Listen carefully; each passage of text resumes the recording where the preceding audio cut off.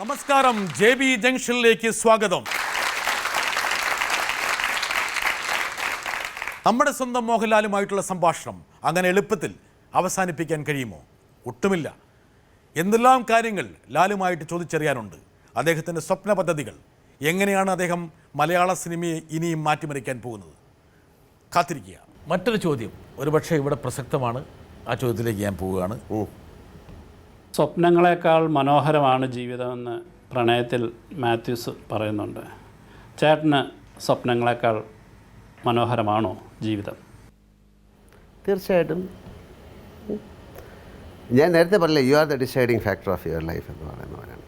സ്വപ്നം ചുമ്മാ രാവിലെ ഇരുന്ന് സ്വപ്നം കണ്ടാൽ പോരാ, അത് ആ സ്വപ്നത്തിലേക്ക് എത്താനായിട്ട് നിങ്ങളുടെ ഒരു ഒരു ഒരു എന്താ പറയണ്ടേ, നിങ്ങൾ അതിലേക്ക് എനിക്കൊക്കെ നമ്മുടെ സ്വപ്നമാണ് വളരെ പ്രധാനം. എന്താ കാരണം വെച്ചാൽ ജീവിതത്തിൽ അതുപോലുള്ളൊരു സ്വപ്നം സാക്ഷാത്കരിക്കാനായിട്ട് നമ്മൾ ഒരുപാട് ശ്രമങ്ങൾ ചെയ്യണം അല്ലേ.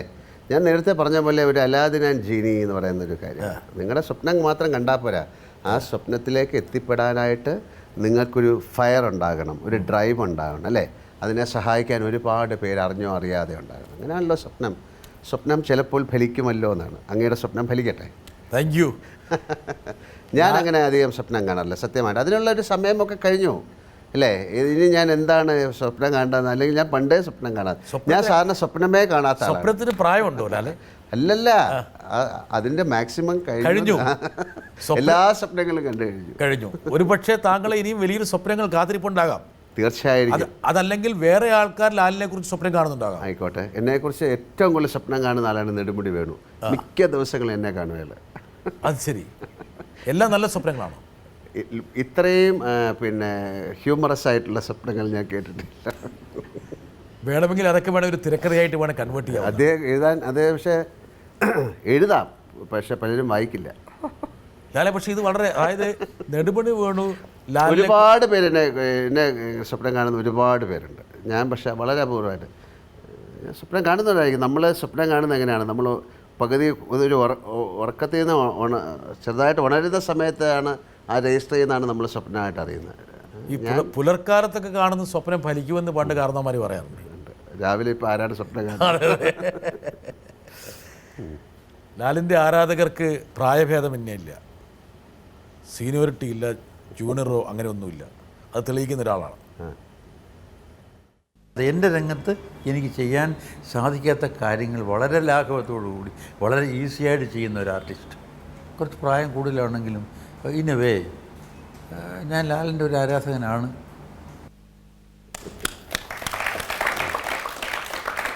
ലാൽ, മധുസാർ, ഒരുപക്ഷെ മധുസാറിന് ചെയ്യാൻ കഴിയാത്തത് ലാൽ ചെയ്ത് കാണുമ്പോൾ ഉണ്ടാകുന്ന ഒരു എന്താ പറയുക, അദ്ദേഹത്തിന് അതിലൊരു സായുജ്യം കിട്ടുന്നുണ്ട്. തീർച്ചയായിട്ടും. ഞാൻ ഏറ്റവും സ്നേഹിക്കുകയും ബഹുമാനിക്കുകയും ഒരു സുഹൃത്ത് പോലെ കാണുന്ന ഒരാളാണ് മധുസാർ. അത്രയും ബന്ധം ഞങ്ങൾക്ക് ഹൃദയത്തിൽ ബന്ധമുണ്ട്. പക്ഷേ ഞാൻ അദ്ദേഹത്തിൻ്റെ പറഞ്ഞു, അദ്ദേഹത്തിൻ്റെ ജീവിതത്തിൽ നടന്ന ഒരുപാട് ചെറിയ ചെറിയ കാര്യങ്ങൾ എനിക്ക് ഒരേപോലെ സംഭവിച്ചിട്ടുണ്ട്. അപ്പോൾ ഫോർ എക്സാമ്പിൾ ചെറിയൊരു കാര്യം എന്ന് പറഞ്ഞു കഴിഞ്ഞാൽ, ഞാൻ അദ്ദേഹമായിട്ട് ഒരുപാട് പിന്നെ സംസാരിക്കാറുണ്ട്, ഒരുപാട് സിനിമയിൽ അഭിനയിച്ചിട്ടുണ്ട്. അപ്പം ഞാൻ അതിൻ്റെ ഒരുപാട് കാര്യങ്ങൾ പറയുന്നില്ല, ഒരു ചെറിയ കാര്യം പറയാം. ഞാൻ ഒരു രാജീവ് നാഥ് എന്ന് പറയുന്ന അദ്ദേഹത്തിൻ്റെ കല്യാണത്തിന് ഞങ്ങൾ പോയിരുന്നു. ഇപ്പം എനിക്കൊരു ഫോട്ടോ കിട്ടി, ഞാൻ അതിൽ നിന്ന് ഊണ് കഴിക്കുന്നത് എന്ന് പറഞ്ഞു കഴിഞ്ഞാൽ എത്ര വർഷം? ഒരു 40 വർഷം. അത്രയൊക്കെ ആവും അല്ല, 40 ഉണ്ടാവും. 35 വർഷമൊക്കെ ആവും. 37 വർഷമൊക്കെ ആവും. അപ്പോൾ അവിടെ പോയി ആ ഭക്ഷണമൊക്കെ കഴിച്ചിട്ട് ഞാൻ തിരിച്ച് ഞങ്ങളുടെ കാറിൽ ഡ്രൈവ് ചെയ്ത് വരുമ്പം ഏതോ ഒരു സ്ഥലത്ത് ഒരുപാട് ഈ മരച്ചീനി നട്ടിരിക്കുന്നു. പകൽ സമയമാണ്. അപ്പോൾ എനിക്ക് തോന്നിയ വണ്ടി അവിടെ നിർത്തിയിട്ട് ആരുടെ ഒരു പ്രോപ്പർട്ടിയാണ്, അതിൽ ചാടി ഇത് കുറച്ച് മരച്ചീനി പറിക്കുക. ഒരു ത്രില്ലാണ് അന്നത്തെ. അതിൽ പിടിക്കപ്പെട്ടാൽ അതിന് രസം എന്ന് പറഞ്ഞിട്ട് ഞാൻ അവിടെ വണ്ടി നിർത്തി, ഞങ്ങൾ അതിൻ്റെ അകത്തേക്ക് ചാടി ഈ മരച്ചീനി ഞാൻ പറിച്ച് ഇടുക്കി കൊണ്ടിട്ട് പോയി.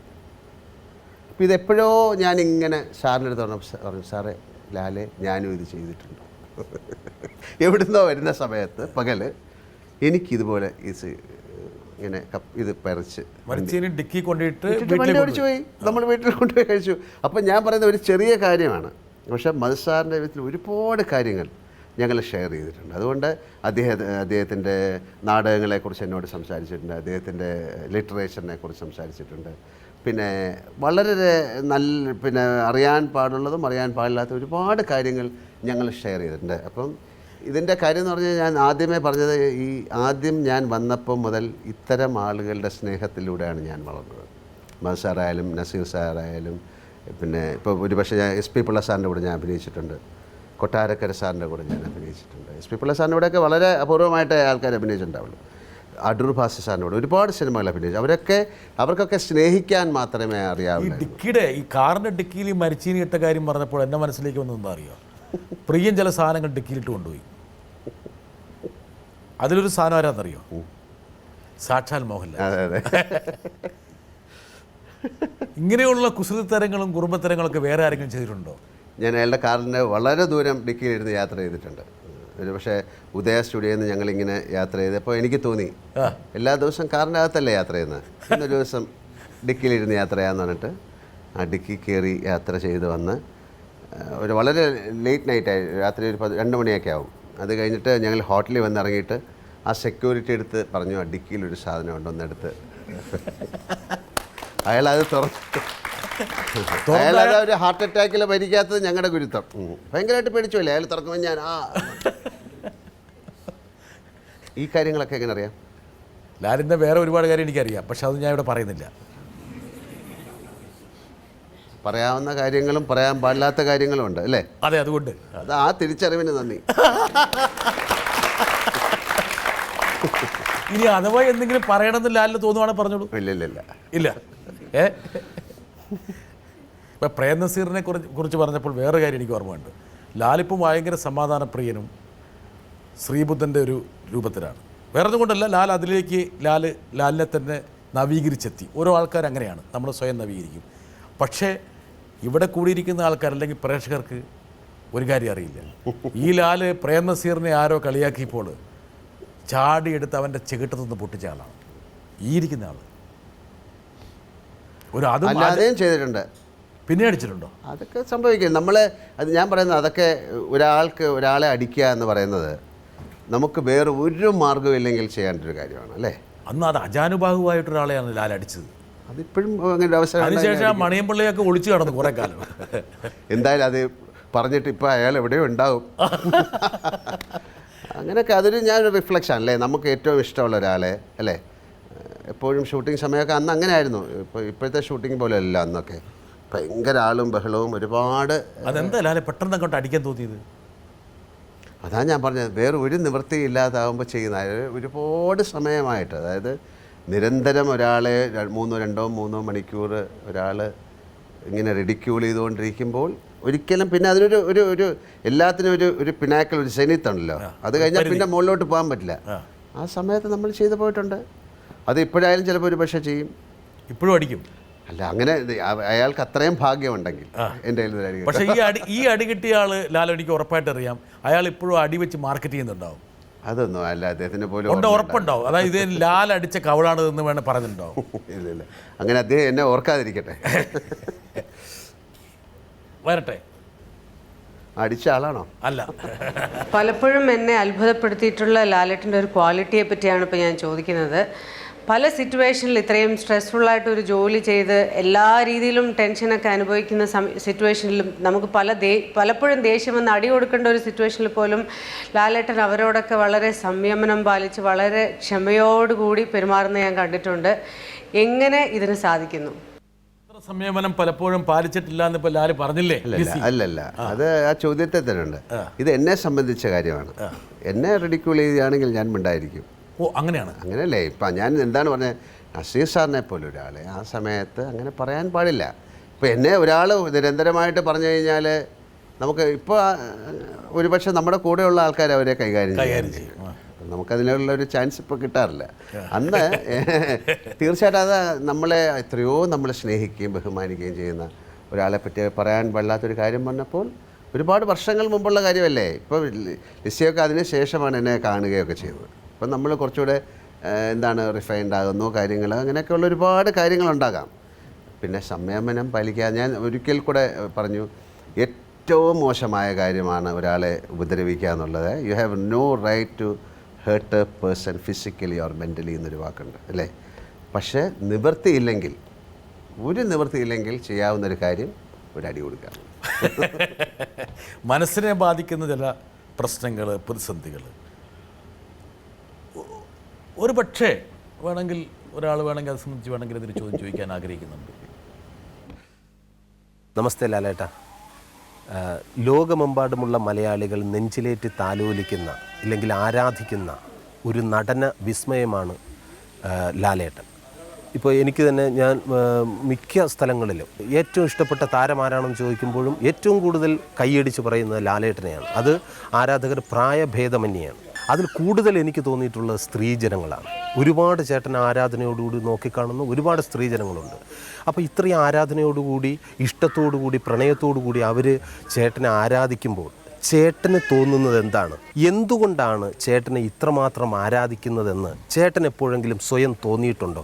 എന്തുകൊണ്ടായിരിക്കും? അത് ഈ പ്രോഗ്രാമിലൂടെ അറിഞ്ഞാൽ കൊള്ളാമെന്നുണ്ട്. അത് ആടാണോ കരഞ്ഞത്? കടുത്ത അസൂയോടുകൂടിയാണ് സുരാജ് ആ ചോദ്യം ചെയ്യുന്നത്. അല്ലല്ല, ആ ചോദ്യം വളരെ നല്ല ചോദ്യമാണ്. ഞാൻ അതിന് മറുപടിയും പറയാം. ഞാൻ ചെയ്തിരിക്കുന്ന കഥാപാത്രങ്ങൾ തന്നെയാണ് അല്ലേ, ഞാൻ ചെയ്തിരിക്കുന്ന സിനിമകൾ തന്നെയാണ് അതിൻ്റെ കാരണം. ഞാൻ ചെയ്തിരിക്കുന്ന സിനിമകൾ തന്നെയാണ് അതിൻ്റെ കാരണം അല്ലേ.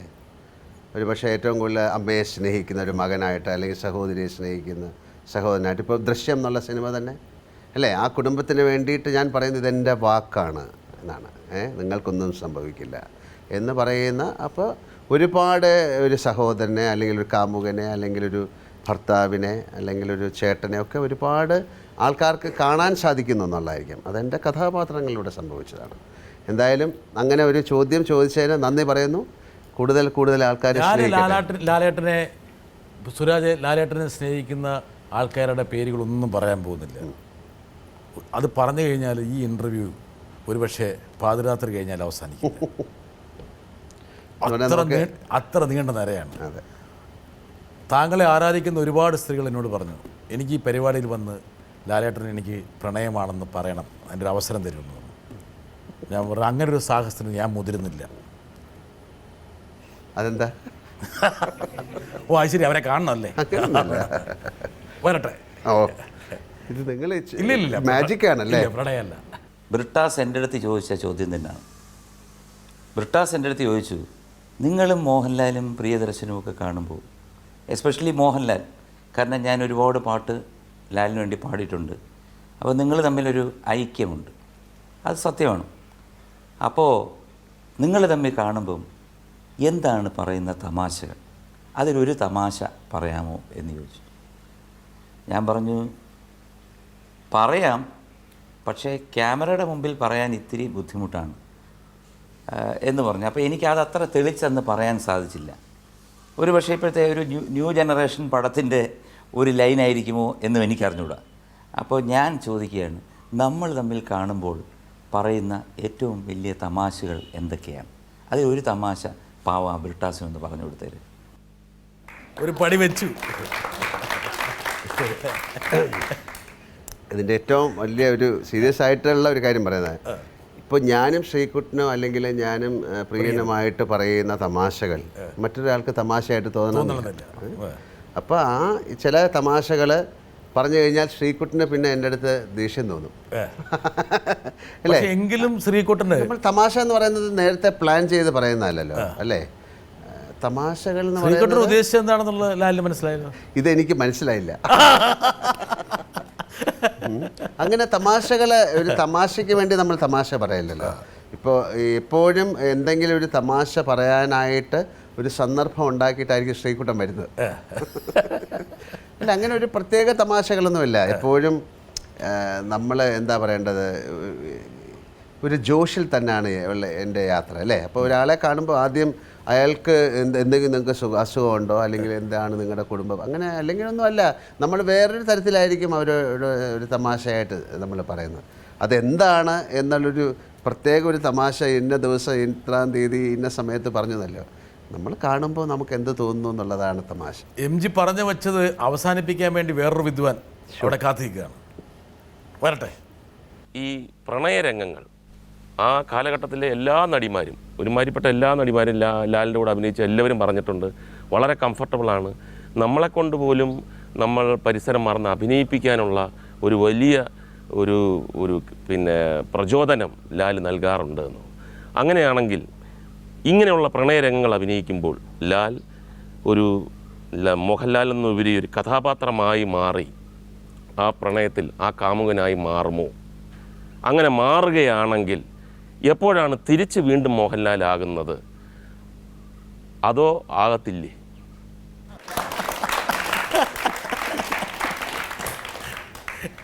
ആകത്തില്ല എന്നതിന് അടിവരയിടാൻ വേണ്ടിയാണ് മുകേഷ് ആ ചോദ്യം ചോദിച്ചിരിക്കുന്നത്. അല്ല, നമ്മളൊരു സിനിമ കണ്ടു കഴിയുമ്പോഴല്ലേ ഇതൊരു മേക്ക് ബിലീഫ് എന്ന് പറയുന്ന കാര്യമാണ് അല്ലേ.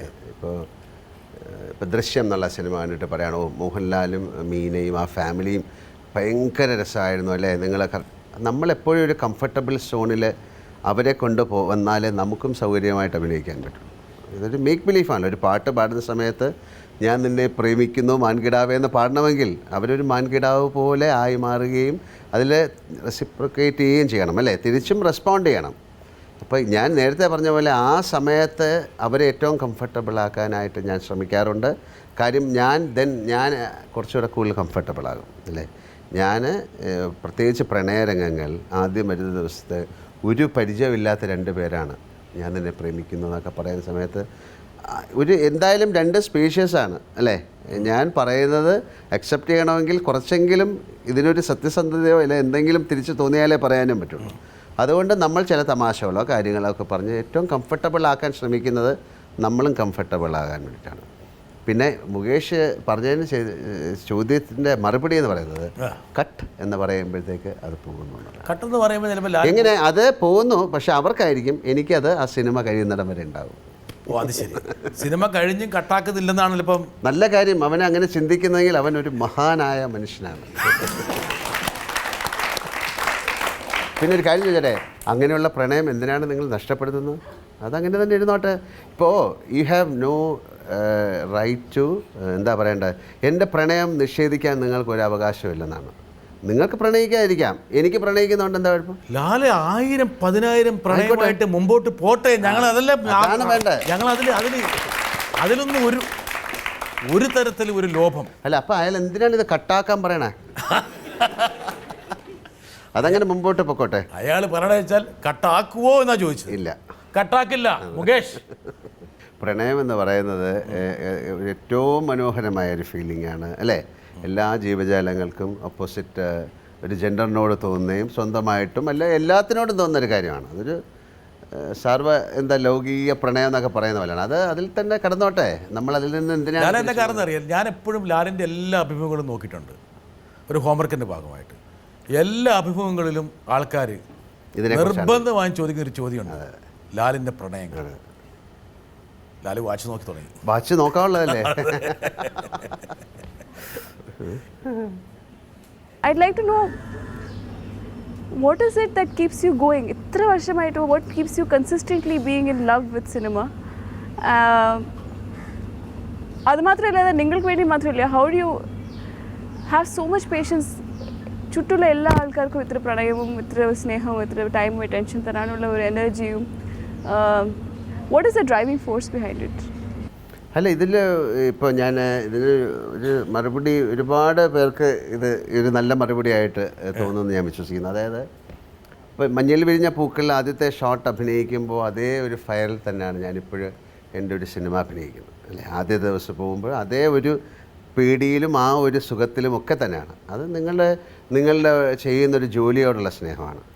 ഇപ്പോൾ ഒരുപാട് പേര് രാവിലെ എണീറ്റിട്ട് അയ്യോ എന്തിനും ഞാൻ ഈ ജീവിതം എന്ന് പറഞ്ഞു കഴിഞ്ഞാൽ നിങ്ങളുടെ ജീവിതം മോശത്തിലേക്കേ പോകുള്ളൂ. അപ്പം നിങ്ങൾ ചെയ്യുന്ന പ്രവൃത്തിയിൽ ഏറ്റവും നല്ല സന്തോഷവും സമാധാനവും തൃപ്തിയും തോന്നിയിട്ടാണ് ഒരു ജോലി ചെയ്യേണ്ടത്. ഇത് മോശമാണ് അല്ലെങ്കിൽ ഇത് ഒരു ആവശ്യമില്ലെന്ന് തോന്നുന്ന സമയത്ത് നമുക്ക് അഭിനയം നിർത്തുക എന്നുള്ളതാണ് ഏറ്റവും നല്ല കാര്യം. ഞാൻ ഏറ്റവും സന്തോഷമായിട്ടും എൻ്റെ ഈ പ്രൊഫഷൻ ഏറ്റവും നല്ല ബഹുമാനത്തിലൊക്കെ കൂടെയാണ് പോകുന്നത്. അതാണ് എൻ്റെ ഡ്രൈവിംഗ് ഫോഴ്സ്. അഭിനയ മുഹൂർത്തങ്ങളിൽ ഒരുപക്ഷെ ഒരിക്കലും പ്രതീക്ഷിക്കാത്ത സംഭവങ്ങൾ പോലും ലാലിൽ ഉണ്ടായിട്ടുണ്ട്. ലാലിൻ്റെ കാൽക്കൽ ഒരാൾ കുഴഞ്ഞു വീണ് മരിക്കുന്നു. അതെ, അതും അഭിനയിച്ചുകൊണ്ട്. അതെ. അതിൻ്റെ പ്ലീസ് സേവ് മീ എന്നാണ് പറയുന്നത്, എന്നെ രക്ഷിക്കുമെന്നാണ് ഡയലോഗ്. സ്വാമി അല്ലേ? അതെ, ആലിമൂടൻ അല്ലേ? ആലിമൂടൻ ചേട്ടൻ. പത്മരാജൻ സാറ് അദ്ദേഹം ചേട്ടൻ ആദ്യം മരിച്ചു കിടക്കുന്നത് ഞാനാണ് പോയി കാണുന്നത്. ഗാന്ധിമതി ബാലൻ എന്നോട് വന്ന് പറഞ്ഞു. അങ്ങനെയൊക്കെ ഒരുപാട് സന്ദർഭങ്ങളിലൂടെ ഞാൻ കടന്നു പോയിട്ടുണ്ട്. എൻ്റെ മടിയിലേക്ക് അഭിനയിച്ചുകൊണ്ടിരിക്കുമ്പോൾ ഒരാൾ എന്നെ രക്ഷിക്കുമെന്ന് പറഞ്ഞിട്ടാണ് മരിച്ചു വീഴുന്നത്. അപ്പോൾ അല്ല, അത് സിനിമയുടെ ഒരുപാട് തലങ്ങളിലൂടെ ട്രാവൽ ചെയ്തിട്ടുള്ള ഒരാളാണ്. പക്ഷേ ആ പ്രൊഫഷനെ ഏറ്റവും നന്നായിട്ട് ഇഷ്ടപ്പെടുകയും ബഹുമാനിക്കുകയും ചെയ്യുന്നു. അതിൽ ഞാനൊരു എന്താണ് എന്താ പറയണ്ടേ, അതിനൊരു വാക്ക് എനിക്ക് പറയാൻ പറ്റുന്നില്ല. അതിലൊരു ഉന്മാദം കൊള്ളുന്നു ഞാൻ. അല്ലേ, അതില്ലാതാകുന്ന സമയത്ത് അതാണ് എൻ്റെ ഡ്രൈവിംഗ് ഫോഴ്സ്. അതെന്താണ് എങ്ങനെയാണെന്ന് അത് പറയാൻ പറ്റില്ല. അതൊരു സ്വന്തമായിട്ട് ഡിസൈഡ് ചെയ്യേണ്ട. ലാലിൻ്റെ ആ ഉന്മാദത്തെ ഒരുപക്ഷെ ഒരു ഇൻസ്പിറേഷനായിട്ട് കാണുന്ന പല ആൾക്കാരുമുണ്ട്. ഒരു പുതുമുഖ നടി ഇവിടെ ലാലിനോടൊരു ചോദ്യം ചോദിക്കണമെന്നുള്ള വാശിയിലുണ്ട്. ആയിക്കോട്ടെ. ഹലോ ലാലേട്ടാ, എനിക്ക് ചോദിക്കാനുള്ള മറ്റൊന്നുമല്ല. ഞാൻ ലാലേട്ടൻ്റെ കൂടെ ഒരു പടം അഭിനയിച്ചിട്ടുള്ളൂ, അതും വളരെ കുഞ്ഞായിരുന്നപ്പോൾ അഭിനയിച്ചതാണ്. പക്ഷെ അപ്പം എനിക്ക് കിട്ടിയ ഒരു കംഫർട്ടബിൾ ലെവൽ, അല്ലെങ്കിൽ ഞാൻ ഭയങ്കര കംഫർട്ടബിൾ ആയിരുന്നു, ഒട്ടും ടെൻഷനോ ഒന്നും ഇല്ലാതെയാണ് ഞാൻ ആ പടം ചെയ്തത്. എനിക്ക് ചോദിക്കാനുള്ളത് വേറെ ഒന്നുമല്ല, ലാലേട്ടൻ ഇത്രയും സീനിയർ ആയിട്ടുള്ള ഒരു ആർട്ടിസ്റ്റാണ്. ഒരുപാട് വർഷങ്ങളായി നമ്മുടെ ഫിലിം ഇൻഡസ്ട്രിയിൽ വന്നിട്ട് നമുക്കെല്ലാവർക്കും, സ്പെഷ്യലി ഈ യങ് ജനറേഷന് ഭയങ്കര ഒരു ഇൻസ്പിറേഷൻ തന്നെയാണ്. എങ്ങനെയാണ് ലാലേട്ടൻ ഇങ്ങനെ ഓപ്പോസിറ്റ് നിൽക്കുന്ന ആർട്ടിസ്റ്റിന് ഇത്രയും കംഫർട്ടബിൾ ആക്കുന്നത്, അല്ലെങ്കിൽ എല്ലാവരെയും എങ്ങനെ ഒരേ ലെവലിൽ കാണാൻ കഴിയുന്നു? അല്ല, ഇതിനുള്ള മറുപടി ഞാൻ നേരത്തെ പറഞ്ഞു. കാര്യം എൻ്റെ കൂടെ അല്ലെങ്കിൽ ഞാൻ വന്ന സമയത്ത് എൻ്റെ വലിയ ആൾക്കാരുടെ കൂടെയാണ് ഞാൻ അഭിനയിക്കുന്നത്. അല്ലേ, ഇതേ ചോദ്യം ഞാൻ അവരോട് ചോദിക്കേണ്ടി വന്നില്ല. കാര്യം അത്രയും കംഫർട്ടബിളായിരുന്നു ഞാൻ. അവരുടെ കൂട്ടത്തിലുള്ള ഒരാളായിട്ട് മാറ്റായിരുന്നു. എനിക്ക് എൻ്റെ ചെറുപ്പകാലം മുതൽ, അല്ലെങ്കിൽ സ്കൂളിൽ പഠിക്കുന്ന സമയത്തൊക്കെ എൻ്റെ ഫ്രണ്ട്സ് എന്ന് പറയുന്നത് 80 വയസ്സ് മുതൽ താഴോട്ടാണ്. അല്ല, 70 വയസ്സുള്ള ആൾക്കാർ, 60 വയസ്സുള്ള ആൾക്കാർ. അതൊരു വളരെ ഒരു ഭാഗ്യമാണ്. അവരുടെ ആ എനർജിയിലൂടെ കടന്നു പോവുക, അവരുടെ കഥകളിലൂടെ കേട്ടുപോകുക എന്ന് പറയുന്നതുകൊണ്ട് അതിലൊരാളായിട്ട് മാറി. അതുകൊണ്ട് ഈ വരുന്ന ആൾക്കാരെ എനിക്ക് എൻ്റെ ഒരു ഫ്രണ്ടായിട്ട് എനിക്ക് കാണാൻ പറ്റില്ല. എത്ര ചെറിയ കുട്ടിയാണ്. അപ്പോൾ ആ കുട്ടിയെ ഞാൻ എൻ്റെ ഒരു ഫ്രണ്ടായിട്ടാണ് വരുന്നത്. അവരുടെ കംഫർട്ട് സോണിലോട്ട് നമ്മൾ ചെല്ലുകയാണ്. ഞാൻ നേരത്തെ പറഞ്ഞല്ലോ, അവരെ ഒരിക്കലും എൻ്റെ അടുത്തേക്ക് ഞാൻ കൊണ്ടുവരില്ല. ഞാൻ അവരിലേക്ക് പോയിട്ട് അവരെ കംഫർട്ടബിൾ ആക്കുകയാണ്. അതിപ്പം വളരെ മനഃപൂർവ്വം ചെയ്യുന്ന ഒരു കാര്യമല്ല, അത് അറിയാതെ സംഭവിക്കുന്നതാണ്. അതൊരു ക്വാളിറ്റിയാണ്. അവരിൽ നിന്നും ചിലത് തീർച്ചയായിട്ടും നമുക്ക് എന്തൊക്കെ കാര്യങ്ങൾ നമ്മൾ അറിഞ്ഞോ അറിയാതെ പഠിക്കുന്നത്. പറഞ്ഞാൽ ഈ പുതുമുഖ നടന്മാരൊക്കെ ഇങ്ങനെ ശരീരം ഇങ്ങനെ മെലിയിച്ചിരിക്കുന്ന കാണുമ്പോൾ ലാലിന് തോന്നില്ലേ ഒന്ന് ശരീരം ട്രിമാക്കണം? ഇതാ എത്രയോ വർഷമായിട്ട് ഇങ്ങനെ തന്നെ ഇരിക്കുന്ന അല്ല, ഇപ്പം ഞാൻ പറയട്ടെ, അങ്ങനെ ഭയങ്കരമായൊരു സിനിമയിൽ അങ്ങനെ ഒരു കഥാപാത്രം അങ്ങനെ വരികയാണ് സമയത്ത് ചിലപ്പോൾ സിക്സ് പാക്ക് എന്നൊക്കെ പറഞ്ഞപ്പോൾ ബോളിവുഡിലൊക്കെ സംസാരിക്കുന്നത് ഭയങ്കര പ്രയാസം. വെള്ളം കുടിക്കാതെ കഷ്ടപ്പെടണം 6 പാക്സ് ഉണ്ടെങ്കിൽ. അത് കുറച്ചാൾ കഴിഞ്ഞാൽ അത് വീണ്ടും അത് പോവുകയും ചെയ്യും. ഓക്കെ, ചിലപ്പോൾ വേണേൽ അതിൻ്റെ ഒരു സീക്രട്ട് വേണേൽ പറഞ്ഞു തരാം. ആയിക്കോട്ടെ. ഇത്രയും ഒരു ഫങ്ഷണലി ഫിറ്റ് ആയിട്ടുള്ള ഒരാൾ ഞാനൊരു 10-25 വർഷമായി ഫീൽഡിൽ വന്നിട്ട്, ഹെൽത്ത് ആൻഡ് ഫിറ്റ്നസ് ഫീൽഡിൽ വന്നിട്ട് ഇത്രയും ഫങ്ഷണലായിട്ട്, അതായത് കാർഡിയോവാസ്കുലർ ഫിറ്റ്നസ് ആയിട്ട് ഒരു ആൾ ഇതുവരെ ഞാൻ കണ്ടിട്ടില്ല. ഇതൊക്കെ പോട്ടെ ലാലേട്ട, ഇപ്പോൾ ലാലേട്ടന് പെട്ടെന്ന് ഒരു ദിവസം ഒരാൾ പറയുകയാണ് 6 പാക്ക് വേണമെന്ന് പറഞ്ഞു കഴിഞ്ഞാൽ ലാലേട്ടന് വേണോ അതോ ഇപ്പോഴുള്ള ഫിറ്റ്നസ് മതിയോ? ഞാനിങ്ങനെ തന്നെ പൊക്കോട്ടെ, എനിക്കിത് ഇനി ഒരു പാക്കുമായിട്ട് ഞാൻ നടന്നോളാം. ഇങ്ങനെ തന്നെ ആയിട്ട് നടക്കാൻ പറ്റത്തില്ല. അതെ. അല്ല, ആരോഗ്യമെന്ന് പറയുന്നത് ഇനിയും അതിനൊരു 6 പാക്കോ കാര്യങ്ങളോ ഒന്നും നമുക്ക് ആവശ്യമില്ല. പിന്നെ നമ്മൾ വന്ന സമയത്ത് കേരളത്തിൽ അല്ലെങ്കിൽ ആർക്കും ഇത്തരം കാര്യങ്ങളൊന്നും ഇല്ലായിരുന്നു. ആരും ഇങ്ങനെ ഒരു ജിമ്മ് അല്ലെങ്കിൽ ഹെൽത്ത് ക്ലബ്ബ്, ഒരു കോൺഷ്യസ്നെസ് അല്ലെങ്കിൽ അങ്ങനെയുള്ള കാര്യങ്ങളൊന്നും ഇല്ലാത്ത ഒരു സമയത്താണ് വന്നത്. പക്ഷേ എന്ന് വെച്ച് വ്യായാമം ഞാൻ മിക്ക ദിവസവും ചെയ്യുന്ന ഒരാളാണ്. ഞാൻ പുറമേ ആരിലും ഉള്ളിലാണ് കൂടുതൽ ബലം വേണമെന്ന് വിശ്വസിക്കുന്ന ഒരാളാണ്. ലാലിൻ്റെ മെയ്വഴക്കം അല്ലെങ്കിൽ ശരീരത്തിൻ്റെ ആ ഭാഷ ഒരു പക്ഷേ അത് ലാലിൻ്റെ നടന വൈഭവത്തിൽ പ്രതിഫലിക്കുന്നുണ്ട്. അതിൻ്റെ ഒരു സിദ്ധിയെക്കുറിച്ച് ആരൊരാൾ ചോദിക്കാനോ പറയാനോ നിൽക്കുന്നുണ്ട്. അപ്പോൾ ഈ ഒരു ജങ്ചറിൽ ചോദിച്ചു പോകുന്നതാണ്. ആയിക്കോട്ടെ. കമലദളത്തിലായാലും വാനപ്രസ്ഥത്തിലായാലും ലാലേട്ടൻ വളരെ നന്നായിട്ട് തന്നെ ക്ലാസിക്കൽ ഡാൻസും കഥകളിയും ചെയ്ത് ഞങ്ങളെയൊക്കെ അത്ഭുതപ്പെടുത്തിയിട്ടുണ്ട്. അപ്പം അതെങ്ങനെയാണ്, അതിന് എന്ത് പ്രിപ്പറേഷനാണ് ലാലേട്ടൻ ചെയ്തത്? ഒന്നും ചെയ്യാൻ സാധ്യതയില്ലല്ലേ? ഞാനും വേട്ടെ, ഈ കഥകളി എന്ന് പറഞ്ഞ് ഞാൻ നേരത്തെ പറഞ്ഞില്ലേ, ഗോപിയാശാനെ പോലും വിസ്മയിപ്പിച്ചു. അങ്ങനെ ചെയ്യാൻ പറ്റില്ലല്ലോ. നമുക്ക് അവരൊക്കെ എത്രയോ വർഷമായിട്ട് അതാണ് അവരുടെ അനുഗ്രഹം തന്നെയാണ്. ഇപ്പോഴും എനിക്ക് ഓർമ്മയുണ്ട്, ഞാൻ അതിലെ പുതന മോക്ഷം എന്ന് പറയുന്ന ചെയ്യുന്ന സമയത്ത്, അത് ചെയ്യുന്നതിന് മുമ്പ് അദ്ദേഹം ഇതുണ്ടല്ലേ, ഇത് ഇടയ്ക്ക് ടി വി കാണുമ്പോൾ പക്ഷെ ബോഡി കുറച്ചുകൂടി ട്രിമാണ് അതിന് അല്ലേ, കുറച്ച് വലുതായിരിക്കണം. ലാൽ ഇത് മുഴുക്കൻ ഞാൻ കണ്ടോട്ടെ.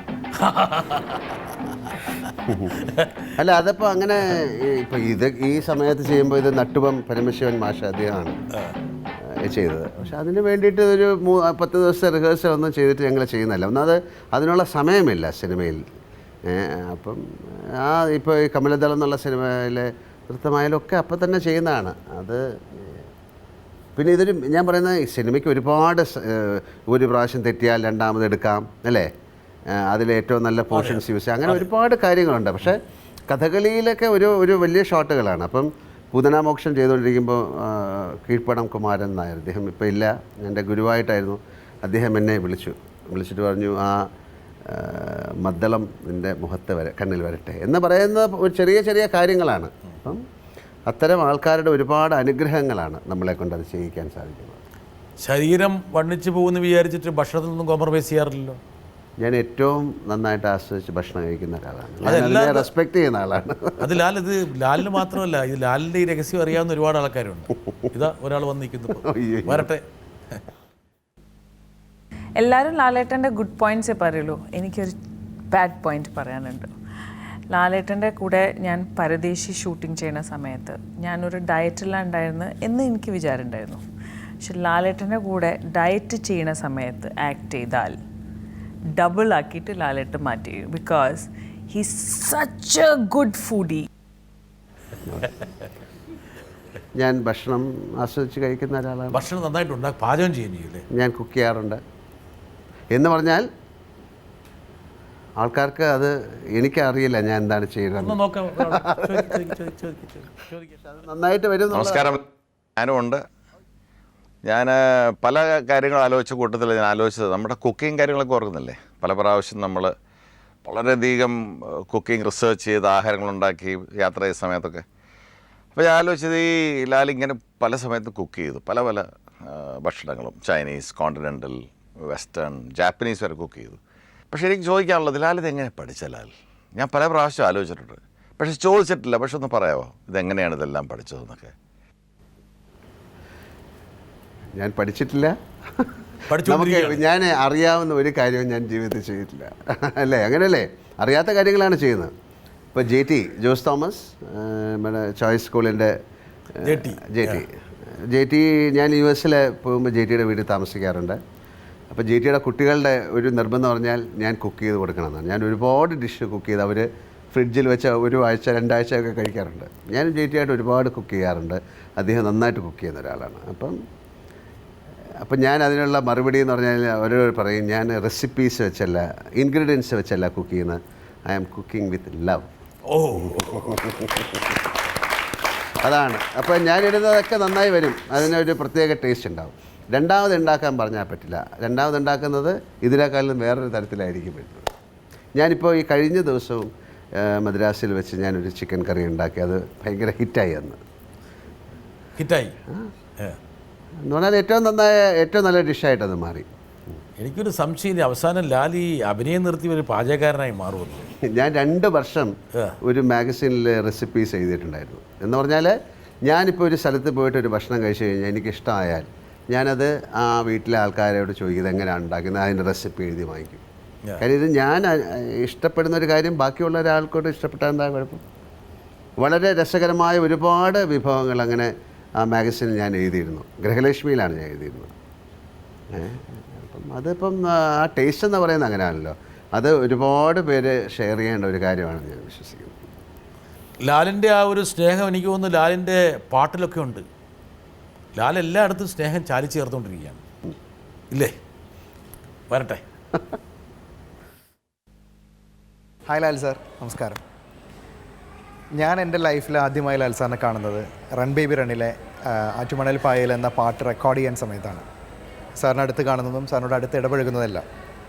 അപ്പോൾ ഇന്നും എൻ്റെ മനസ്സിൽ എപ്പോഴും ഒരു ചിന്തകളായി കടന്നു വരാറുണ്ട്, എന്തായിരുന്നു സാറിന് ആ ഗാനം ആദ്യമായി സാറ് പാടണം എന്നുള്ളൊരു ആവശ്യത്തോടു കൂടി സാർ ആ ഗാനം കേൾക്കുമ്പോൾ സാറിൻ്റെ മനസ്സിലുണ്ടായിരുന്ന ഇമോഷൻ ഇപ്പോൾ ഈ പ്രോഗ്രാമിലൂടെ ആ പാട്ടിൻ്റെ 4 വരികൾ സാറിൽ നിന്ന് കേൾക്കാൻ എല്ലാവരെയും പോലെ എനിക്കും ആകും. അല്ല, ആദ്യം ഈ പാട്ട് ഞാൻ പാടണമെന്ന് ഞാൻ ചോദിച്ചു. ഞാനൊരു പാട്ടുകാരനല്ല അല്ലേ. ഞാൻ ഒരുപാട് സിനിമയിൽ പാടിയിട്ടുണ്ട്, ഡിവോഷണൽ ഗാനങ്ങൾ പാടിയിട്ടുണ്ട്. ഞാൻ ശബരിമല അല്ലെങ്കിൽ പള്ളിപ്പാട്ട് എല്ലാം പാടിയിട്ടുണ്ട്. ഞാനൊരു പാട്ടുകാരനല്ല. ഒന്നാമത് ഇങ്ങനൊരു പിച്ചിൽ ഞാൻ പാടണോ, അതൊരു ഫോക്ക് റാപ്പാണത്, രണ്ടും കൂടെ ചേർന്നില്ല. അപ്പോൾ അവർ പറഞ്ഞു, അതിലെ ഡയറക്ടറും അവർക്കൊക്കെ ലാൽ തന്നെ ഇത് പാടണം എന്ന് ഒരു നിർബന്ധം. ഞാൻ പോയി. ഞാൻ ആദ്യമാണ് ഇത് രതീഷ് വേഗയെ കാണുന്നത്. അപ്പോൾ ഞാൻ പറഞ്ഞു, എനിക്കിത് പാടാൻ പറ്റുമോ? തീർച്ചയായിട്ടും ലാലേട്ടന് ഇത് പാടാൻ പറ്റും. അപ്പോൾ അദ്ദേഹത്തിനൊരു കോൺഫിഡൻസാണ് അല്ലേ. ഇപ്പോൾ ഞാൻ കർണഭാരം എന്ന് പറയുന്ന സംസ്കൃത നാടകം അഭിനയിക്കാൻ പോയ സമയത്ത് ഞാൻ കാവാല സാറിനോട് ചോദിച്ചു, സാർ എനിക്ക് സംസ്കൃതം അറിയില്ല, ഞാനൊരു മലയാളമോ അല്ലെങ്കിൽ ഒരു ഇംഗ്ലീഷ് പ്ലേയോ ചെയ്യാം. അപ്പോൾ അദ്ദേഹം ചോദിച്ചു, മലയാളം പ്ലേ അല്ലെങ്കിൽ ഇംഗ്ലീഷ് പ്ലേ ലാൽ ചെയ്യുന്നതിൽ എന്താണ് അത്ഭുതം? നിങ്ങൾക്ക് ചെയ്യാൻ പറ്റും, എനിക്ക് കോൺഫിഡൻസ് ഉണ്ട്. അതാണ് അദ്ദേഹത്തിൻ്റെ കോൺഫിഡൻസിലാണ്. അപ്പോൾ ഈ മ്യൂസിക് ഡയറക്ടറുടെ കോൺഫിഡൻസ് തന്നെയാണ്. അപ്പോൾ അത് ഇതിൽ മാത്രമല്ല, ഏതൊരു കലയിലും സംവിധായകൻ്റെ ഒരു കോൺഫിഡൻസിലാണ് ഞാൻ അഭിനയിക്കുന്നത്. അപ്പോൾ ഹി വാസ് വെരി ഷുവർ എനിക്കത് പാടാൻ പറ്റിയെന്നുള്ളത്. അതുകൊണ്ടാണ് അത് പാടിയത്. ഞാൻ നിങ്ങൾക്ക് വേണ്ടി അഭ്യർത്ഥിച്ച് നോക്കാം. ഒരുപാട് രാത്രിയായി. ഞാൻ എല്ലാ പാട്ട് പാടാൻ പറയുമ്പോഴും ആൾക്കാർ പറയും എനിക്ക് തൊണ്ട സുഖമില്ല, അങ്ങനെ പറയുന്നതല്ല. അതിൻ്റെ മ്യൂസിക്കൊക്കെ ഉണ്ടോ? ഇടുമോ? അതിൻ്റെ വാക്കുകളൊക്കെ മറന്നുപോയി. പക്ഷേ ഈ പാട്ടിൻ്റെ ഇതൊരു അത്ഭുത പാട്ടാണ്. കാര്യം ഇത് ഏറ്റവും കൂടുതൽ ഇഷ്ടമാകുന്ന ചെറിയ കുട്ടികൾക്കാണ്. ഞാൻ ഒരുപാട് സ്ഥലത്ത് കണ്ടിട്ടുണ്ട്. ഇപ്പോൾ എൻ്റെ ഒരു വളരെ അടുത്ത സുഹൃത്താണ് ഡോക്ടർ അലക്സാണ്ടർ എന്ന് പറഞ്ഞാൽ, കോഴിക്കോടുള്ള ആൾ, ബിരിമൽ ഹോസ്പിറ്റൽ. അപ്പോൾ അദ്ദേഹം പറഞ്ഞു, ലാൽ ഇതെന്താണ്? ഞാൻ എന്താണ് ഈ ആറ്റുമണൽ പായ? എൻ്റെ മോൾ എന്ന് പറഞ്ഞാൽ ചെറിയ കുട്ടിയാണ്. അദ്ദേഹം ബാംഗ്ലൂർ ആയിരുന്നപ്പോൾ രാത്രി 11 മണിയായി. ഇത്രയും ഇതെങ്ങനെയാണ് ആൾക്കാരിലെ? ഞാൻ പറഞ്ഞു എന്താണെന്ന് ചോദിച്ചപ്പോൾ ആ കുഞ്ഞ്, ഞാൻ പറഞ്ഞു ഒരിക്കലും ഇത് അങ്ങനെ, ഞാൻ ഇപ്പോൾ കാണിച്ചു തന്നെ ആ കുട്ടിയെ വിളിച്ചു. അന്ന് നമ്മൾ സ്കൈപ്പിൽ അല്ലെങ്കിൽ ഈ ഫോണിൻ്റെ ഇതിലിട്ടിട്ട്, മോളെ ഉറക്കത്തിൽ കിടന്ന കുട്ടിയാണ്, അതിനെ വിളിച്ചിട്ട് ആറ്റുമണൽ പാടൂ, ആറ്റുമണൽ എന്ന് പറഞ്ഞാൽ അത് പാടാൻ തുടങ്ങി. അപ്പോൾ ഇതൊരു മാജിക്കുള്ള പാട്ടാണ്. അപ്പോൾ അങ്ങനെ ഒരു പാട്ട് പാടാൻ സാധിച്ചതിൽ വളരെ നന്ദി മിസ്റ്റർ രതീഷ് വിക, അങ്ങനെ തോന്നിപ്പിച്ചതിൽ എന്നെ കൊണ്ട് പാടാൻ സാധിച്ചു. മാത്രമല്ല ലാൽ ഏത് പാട്ട് പാടിയാലും പ്രേക്ഷകരത് അപ്പാടെ ഉള്ളിലേക്ക് ഇറക്കുകയാണ്. സാമൂഹ്യമായ ചില വിഷയങ്ങളിൽ ലാലിൻ്റെ സെലിബ്രിറ്റി സ്റ്റാറ്റസ് ഉപയോഗിച്ചുകൊണ്ട് ഒരുപാട് കാര്യങ്ങൾ ചെയ്യാൻ സാധിക്കും എന്നെനിക്ക് തോന്നുന്നു. കാരണം ലാൽ അത്രയും വലിയ ഒരു പവറാണ്. ലാൽ ഒരു കാര്യം പറയുകയാണെങ്കിൽ അതിന് ഒരുപാട് ഇമ്പാക്റ്റ് സൊസൈറ്റിയിൽ ഉണ്ടാകും. അപ്പോൾ അത്തരം കാര്യങ്ങളിലും കൂടി കുറച്ച് സജീവമാകണം എന്ന് ഒരു സുഹൃത്ത് എന്നുള്ള നിലയിൽ ഞാൻ അഭ്യർത്ഥിക്കുക. സിദ്ദിഖിൻ്റെ ഒരു ഉപദേശമല്ല, അല്ലെങ്കിൽ അഭ്യർത്ഥനയാണ്. അല്ല, ഞാൻ ഇപ്പം അതുകൊണ്ട് മനഃപൂർവ്വം അങ്ങനെ ചെയ്യാൻ എന്തായാലും അത് ശരി, അങ്ങനെ ഇങ്ങനൊരു സാഹചര്യം ഉള്ളതുകൊണ്ട് എനിക്ക് കുറേ കാര്യങ്ങൾ ചെയ്യണം അങ്ങനെയൊന്നുമില്ല. ഞാൻ വളരെ കാലമായിട്ട് എൻ്റെ ഒരു ബ്ലോഗ് എഴുതാറുണ്ട് അല്ലേ. അത് എനിക്ക് തോന്നുന്ന കാര്യങ്ങൾ, എനിക്ക് പറയേണ്ട കാര്യങ്ങളൊക്കെ ഞാൻ ആദ്യം ദൈവത്തോടാണ്, അങ്ങനെ ദൈവത്തിനാണ് ചില കത്തുകൾ എഴുതി തുടങ്ങിയത്. അത് പിന്നെ എൻ്റെ ബ്ലോഗുകളായിട്ട് മാറി. അപ്പോൾ എനിക്ക് ഒരു പ്രത്യേക രാഷ്ട്രീയമുള്ള ഒരാളാണ്, ഒരു കക്ഷി രാഷ്ട്രീയമോ അങ്ങനെയുള്ള കാര്യങ്ങളൊന്നും ഇല്ലാത്ത ഒരാളാണ്. പക്ഷേ എൻ്റെ സ്റ്റേറ്റിനോടും എൻ്റെ രാജ്യത്തോടും എനിക്ക് ഒരുപാട് സ്നേഹമുള്ള ഒരാളാണ് അല്ലേ. നമ്മൾ ഒരുപാട് നേരത്തെ ഞാൻ പറഞ്ഞില്ലേ, ഇപ്പോൾ കേരളം എന്ന് പറയുമ്പോൾ നമ്മൾ പുറത്ത് പോകുന്ന സമയത്ത് ആദ്യം പറയുന്നത് ഇവിടെ ഒന്നും ചെയ്യാൻ പറ്റാത്ത ഒരു നാടായിട്ടാണ് ആൾക്കാർ കാണുന്നത്. അപ്പം എനിക്കെന്ത് ചെയ്യാൻ പറ്റും? നമ്മൾ ഒരുപാട് കാര്യങ്ങൾ നമുക്ക് ചെയ്യാൻ ആഗ്രഹമുള്ള ഒരുപാട് സ്ഥലത്ത് ഞാൻ പറഞ്ഞിട്ടുണ്ട്. അതൊന്നും ഇപ്പോൾ ഫോർ എക്സാമ്പിൾ ഇതിപ്പോൾ ഒരുപാട് പേര് കേൾക്കുന്ന ഒരു കാര്യമാണെങ്കിൽ ഞാൻ പറയാം. ഞാനൊരു ആക്ടറാണ് അല്ലേ, ഞാനൊരു പെർഫോമറാണ്. കേരളം എന്ന് പറയുന്നത് ഒരുപാട് കലകളും ഭയങ്കര നാട് എല്ലാം അല്ലേ, കഥകൾ എന്ത് വേണേലും ഒരുപാട് അങ്ങനെയാണ്. ഇപ്പോൾ ട്രിവാൻഡ്രം എന്ന് പറയുന്ന സ്ഥലത്ത് ഞാൻ ഒരുപാട് മിനിസ്റ്റേഴ്സും കഴിഞ്ഞ 10, 15, 20 വർഷമായിട്ട് വരുന്ന പല മിനിസ്റ്റേഴ്സും അല്ലെങ്കിൽ പല അടുത്ത് ഒരുപാട് പേര് ട്രിവാൻഡ്രത്ത് ഒരു നല്ല പെർഫോമിംഗ് ആർട്സ് സെൻ്റർ ഉണ്ടോ? എവിടെയാണ് പോയിട്ടൊരു നല്ല ഒരു തിയേറ്റർ ഉണ്ടോ? അപ്പം ഇതൊക്കെ നമ്മളെ ആദ്യം ഇങ്ങനെ ചിന്തിക്കുക. എൻ്റെ പ്രൊഫഷനിൽ നിന്നുകൊണ്ട് ഞാൻ ചിന്തിക്കുന്ന സമയത്ത് ഇപ്പോൾ ഇന്ത്യയിലെ ഏറ്റവും വലിയൊരു പെർഫോമർ വന്ന് പെർഫോം ചെയ്യാൻ പറ്റിയ, അല്ലെങ്കിൽ എൻ്റെ അടുത്ത് എൽ സുബ്രഹ്മണ്യം എന്ന് പറയുന്ന ആൾ പറഞ്ഞിട്ടുണ്ട്, ലാലെ ഞാൻ വായിക്കുന്നതൊന്നും കേൾക്കാറില്ല, പകുതി കാറ്റ് കൊണ്ടുപോകുമെന്ന് പറയാം. അങ്ങനെ ഒരു അക്വസ്റ്റിക് രീതിയിലുള്ള, അല്ലെങ്കിൽ ഇത് ആസ്വദിക്കുന്ന രീതിയിലുള്ള ഒരു തിയേറ്റർ അല്ലേ. ഞാനൊരു ഏറ്റവും ബാക്കിയുള്ള റോഡുകളെ പറ്റിയോ കാര്യങ്ങളൊന്നുമല്ല, എൻ്റെ ആദ്യം ഞാൻ കഴിഞ്ഞ 35 വർഷമായിട്ട് നിൽക്കുന്ന മേഖലയിലൊരു കാര്യം. ഞാൻ എത്രയോ ആൾക്കാരോട് സംസാരിച്ചിട്ടുണ്ട്. നമുക്ക് പിന്നെ ഇപ്പോൾ ഒരു നിശാഗന്ധി ഓഡിറ്റ്, അതൊരു ഓപ്പൺ എയറാണ്.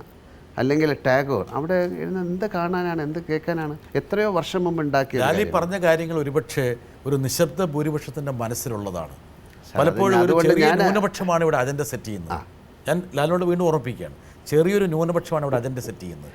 പലപ്പോഴും ഞാൻ ചോദിക്കുന്നത് ഞാൻ എൻ്റെ അടുത്ത് വളരെ എനിക്കൊരു സങ്കടകരമായ ഒരു കാര്യമാണ്. പക്ഷെ അതൊരു ഹൈ ബ്ലാക്ക് ഹ്യൂമറാണ്. എൻ്റെ ഒരു സുഹൃത്തുണ്ട് ഹരി എന്ന് പറഞ്ഞാൽ, അദ്ദേഹം ബാംഗ്ലൂർ സെറ്റിൽഡാണ്, ഗോവയിലായിരുന്നു. ഇവിടെ തേവര കോളേജിലാണ് അയാൾ പഠിച്ചിരുന്നത്. അപ്പോൾ എൻ്റെ അടുത്ത് പറഞ്ഞ്, ലാൽ 35 വർഷം മുമ്പ് ഞാൻ പോകുന്ന സമയത്ത് എറണാകുളത്തെ ഏറ്റവും വലിയ പ്രോബ്ലം എന്താണെന്ന് അറിയാം. നമ്മൾ എനിക്കറിയില്ല, കൊതുകും ഈ റോഡും. 35 വർഷം കഴിഞ്ഞ് ഞാൻ ഇപ്പോഴും പറയുന്നു, എന്താണ് ഇവിടുത്തെ പ്രോബ്ലം? കൊതുകും റോഡും. അപ്പോൾ ഈ 35 വർഷത്തിൻ്റെ ഇടയിലും ഒരു കാര്യവും നടക്കാൻ പറ്റുന്നില്ല എന്ന് പറയുന്ന സങ്കടമാണ്. തീർച്ചയായിട്ടും ലാൽ, അത് ഇപ്പം നമുക്ക് ചെറിയ കാര്യങ്ങൾ തുടങ്ങാം, കൊതുകിൽ നിന്ന് തുടങ്ങാം അല്ലേ. അപ്പോൾ ഞാൻ ചോദിക്കുന്ന ഈ ഇത്രയും ഒരാൾ മാത്രം വിചാരിച്ചിട്ടോ ഒരാൾ മാത്രം എഴുതിയിട്ടോ കാര്യങ്ങളില്ല. ഇതൊരു ഏറ്റവും ഭയങ്കര ശുചിത്വമുള്ള, ഏറ്റവും നല്ല സാക്ഷരതയുള്ള എന്ന് പറയുന്ന ലാലിനെ പോലെ ആൾക്കാർ ചിന്തിക്കുകയും പ്രവർത്തിക്കുകയും പറയുകയും ചെയ്യുമ്പോൾ വലിയ മാറ്റങ്ങൾ അത് സൃഷ്ടിക്കുമെന്നാണ് സിദ്ദിഖിനെ പോലെ ആൾക്കാർ ഉദ്ദേശിച്ചത്. അദ്ദേഹത്തിൻ്റെ നാക്ക് പൊന്നാകട്ടെ. അതേസമയം തന്നെ അതിനൊരു മറുവശമുണ്ട്. ഒരുപക്ഷെ ലാലൊക്കെ ചില ആക്ഷേപങ്ങൾ ക്ഷണിച്ച് വരുത്തിയതുപോലെ ചില പരസ്യങ്ങളിലൊക്കെ പോയി തലയിടണോ എന്നുള്ളത്. സാർ, ഞാൻ ഐ എം എ പെർഫോമർ അല്ലേ സാർ. ആക്ഷേപം ഉദാഹരണത്തിന് വൈകിട്ട് എന്താ പരിപാടി? സാർ, അതൊരു സറഗേറ്റഡ് ആഡാണ് അല്ലേ. വൈകിട്ട് എന്താ പരിപാടി? എൻ്റെ പരാതിയല്ല കേട്ടോ. അല്ല, പരാതിപ്പെട്ടാലും ഞാൻ ചോദിക്കുന്നത് അതിൻ്റെ സ്ക്രിപ്റ്റിൽ ഏറ്റവും വളരെ ഭംഗിയായിട്ടാണ് അത് കാണിച്ചിരിക്കുന്നത്. വൈകിട്ട് എന്താ പരിപാടി ചെയ്യുന്നത് എത്രയോ ആൾക്കാർ ചെയ്യുന്ന ഒരു കാര്യമാണ്, എത്ര രഹസ്യമായിട്ട് ചെയ്യുന്ന ഒരു കാര്യമാണ്. നമ്മൾ ഒരിക്കലും ഇറ്റ്സ് കോൾഡ് സറഗേറ്റഡ് ആണല്ലേ. നമ്മൾ അതിനെക്കുറിച്ചോ പറയില്ല. അമിതാഭ് ബച്ചൻ ചെയ്തിട്ടുണ്ടാകാം, ഷാരൂഖ് ഖാൻ ചെയ്തിട്ടുണ്ടാകാം, ഇവിടുത്തെ ഏറ്റവും വലിയ ആക്ടർ. അതുകൊണ്ട് ഞാൻ ചെയ്തു എന്നുള്ളതല്ല, ഞാൻ വളരെയധികം ആലോചിച്ചു. അവരുമായിട്ട് ഞാൻ ചെയ്യുന്നില്ല എന്ന് പറഞ്ഞിട്ട് അവർ പറഞ്ഞു ഇറ്റ്സ് എ സറഗേറ്റഡ് ആഡ്. അത് ഏറ്റവും നല്ല ഹ്യൂമറിലാണ് നമ്മൾ ചെയ്യുന്നത്. അതുകൊണ്ട് കുഴപ്പമില്ല. ഞാൻ പറയുന്നത്, ഞാൻ ഇപ്പോഴും പറയുന്നു, ഐ ആം എ പെർഫോമർ. ഞാൻ അതിലും മോശമായിട്ട് മദ്യപിക്കുന്ന രംഗങ്ങൾ സിനിമയിലുണ്ടായിട്ടുണ്ട്. മദ്യപിച്ച ആൾക്കാരെ കൊന്നില്ല ഒരു സിനിമയിലുണ്ട്. മദ്യപിച്ച ആൾക്കാരെ റേപ്പ് ചെയ്തിട്ടുണ്ട് ഞാൻ അല്ലേ, പല സിനിമകളിലും. അത് ഒരു സിനിമയാണ്. I am a performer. ഞാൻ മാജിക്ക് ചെയ്തിട്ടുണ്ട്, ഐ എം എ പെർഫോമർ. ഞാൻ നാടകം ചെയ്തിട്ടുണ്ട്, ഞാൻ നൃത്തം ചെയ്തിട്ടുണ്ട്, ഞാൻ പാട്ട് പാടിയിട്ടുണ്ട്, ഐ എം എ പെർഫോമർ. അപ്പോൾ I have all the rights to say വൈകിട്ട് എന്താ പരിപാടി എന്ന് ചോദിക്കുന്നുണ്ട്. എന്താ എന്ന് എൻ്റെ പെർസ്പെക്റ്റീവ് എന്നാണ് പറയുന്നത്. ശരി, നിങ്ങൾക്കത് ഇഷ്ടമല്ലെന്ന് പറഞ്ഞിട്ട് we decide to stop that advertisement. പിന്നെ അത് ശരി, എന്നാൽ ശരി, വേണ്ട, നിങ്ങൾക്ക് അങ്ങനെയാണ് ഇങ്ങനെ ഭയങ്കര മലബാർ ഗോൾഡിൻ്റെ അല്ലെങ്കിൽ ഒരു സ്വർണത്തിൻ്റെ പരസ്യത്തിന് അഡ്വർടൈസിന് ഞാൻ നിന്നു. എന്താ കുഴപ്പം? നിങ്ങൾക്ക് വേണമെങ്കിൽ പോയി വാങ്ങിച്ചാൽ പോരെ. അല്ല, കഴിഞ്ഞിട്ട് പറയാണ് എത്രയോ കാര്യം. ഞാൻ അൺമാൻഡ് ആയിട്ടുള്ള പിന്നെ റെയിൽവേക്ക് ചെയ്ത് കൊടുത്തിട്ടുണ്ട്, എയ്ഡ്സിന് ചെയ്ത് കൊടുത്തിട്ടുണ്ട്, കാരുണ്യ ലോട്ടറിക്ക് ചെയ്ത് കൊടുത്തിട്ടുണ്ട്, ഇലക്ട്രിസിറ്റിക്ക് കൊടുത്തിട്ടുണ്ട്, എത്രയോ കാര്യങ്ങൾ നമ്മൾ ചെയ്ത് കൊടുക്കുന്നുണ്ട്. അതുപോലെ ചെയ്തതേ ഉള്ളൂ. കേരളത്തിൽ വിവാദങ്ങൾ ഒരിക്കലും അവസാനിക്കുന്നില്ല ലാൽ. താങ്കൾ നേരത്തെ സൂചിപ്പിച്ചതുപോലെ എന്തിനും എപ്പോഴും വിവാദങ്ങളുണ്ട്. പക്ഷേ ആ വിവാദങ്ങൾക്കിടയിലും ലാലിൻ്റെ അഭിനയ മിഴിവിലും മികവിലും യാതൊരു പോറലും ഏൽക്കാതെ ഇപ്പോഴുള്ള പഴയൊരു അമ്മമ്മയുടെ കാപ്പിക്ക് മാത്രം യാതൊരു മാറ്റവും ഇല്ല. എങ്ങനെ ഈ സബരിയ, ഈ യാത്ര അനുസ്യൂതം തുടരട്ടെ, ഒരു പ്രവാഹമായി മുമ്പോട്ട് പോകട്ടെ. നന്ദി. നമസ്കാരം. നമസ്കാരം. Thank you.